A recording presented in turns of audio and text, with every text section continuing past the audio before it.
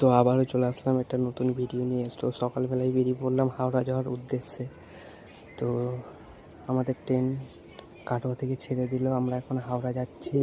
আকাশ পুকুরি ভাইয়ের কাছে কিছু পায়রা আসবে ওখানে নিতে।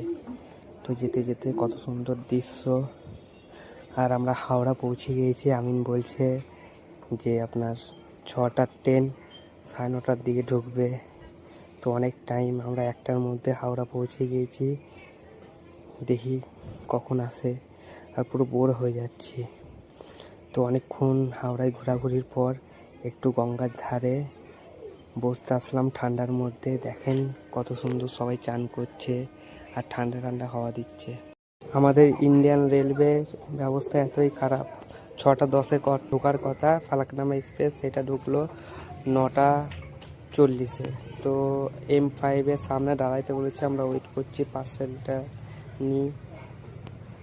তো আমরা পার্সেল পেয়ে গিয়েছি। আমরা হাওড়া থেকে কাটোয়া লোকাল ধরলাম 11:25-এ। তো যাচ্ছে, এদিকে ভাইপো হাসছে। তো আমাদের বাড়ি যেতে ম্যাক্সিমাম 2টো বেজে যাবে। আবারও দেখা হবে পরের নতুন ভিডিওতে। চলেন।